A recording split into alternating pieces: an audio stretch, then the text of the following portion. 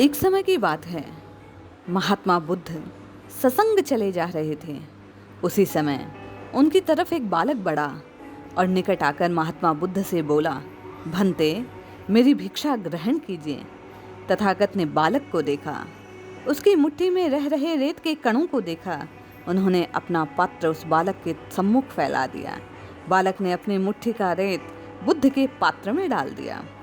तथागत का अनुसरण कर रहा संघ बालक की धृष्टता को देख क्रोधित हो उठा।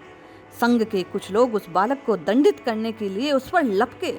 उसी क्षण तथागत बोले, रुक जाओ, इस बालक को दंड देने का किसी को अधिकार नहीं है। इस बालक को दिया गया दंड मुझे दिया गया दंड होगा। उन लोगों के कदम ठिठक गए। वे बोले, भंते, जिस पात्र में उत्तोत्तम पदार्थ डालने के लिए अंग, बंग, मगध आदि कितने ही देशों के श्री संपन्न श्रेष्ठी बड़े बड़े सम्राट लालायित रहते हैं, उसी पात्र में इस धृष्ट बालक ने रेत डाल दी। इसका अपराध अक्षम्य है। बुद्ध बोले, श्रावकों, स्थूल दृष्टि उत्तम पदार्थ, श्री संपन्नता और बड़े बड़े सम्राटों को तो देख लेती है, लेकिन वस्तुतः देख नहीं पाती देखने के वाले को। भीतर की आंखों की आवश्यकता है उसे दर्शनीय का दर्शन करने के लिए।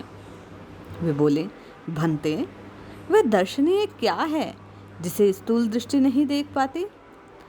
भगवान बोलने लगे, वह है हृदय का प्रेम, नित्यपूर्ण उमंग। बुद्ध बोलते चले जा रहे थे। तुमने बालक प्रदत्त रेत को तो देख लिया, लेकिन तुम उस बाल हृदय को नहीं देख पाए, उस श्रद्धा के ज्वार को नहीं देख पाए जो उस नन्हे हृदय में उमड़ रहा था। एक बालक के पास जो होता वह वही तो देगा। इस बालक ने रेत दी, मुझे देना चाहा। उसका भाव देखो, प्रेम देखो। प्रेम दान से दी गई वस्तु को मैंने ग्रहण किया। मेरा पात्र स्वतः उसके समक्ष फैल गया। उसके नन्हे हृदय सागर में उठी आनंद की उद्मियों ने मुझे स्पर्श किया और मुझे उससे बड़ा सुख प्राप्त हुआ। वह बालक दंडनीय नहीं, अर्चनीय है। तथागत का उपदेश सुनकर संघ को अपनी भूल का प्रायश्चित हुआ।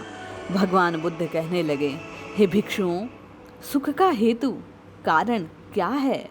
वह है शांति, और उस शांति की प्राप्ति प्रेम, अपनत्व, प्रीति से प्राप्त हो सकती है। प्रेम सबसे बड़ा धन है। जिसे उसकी प्राप्ति हो जाए वह सब कुछ प्राप्त कर लेता है। इसलिए सदैव दूसरों के प्रेम को प्राप्त करने हेतु प्रयासरत रहो। अपने कार्यों को दूसरों के उपकार में लगाओ, जिससे स्वतः उनके हृदय में तुम्हारे लिए प्रेम उत्पन्न हो। प्रेम सब कुछ है।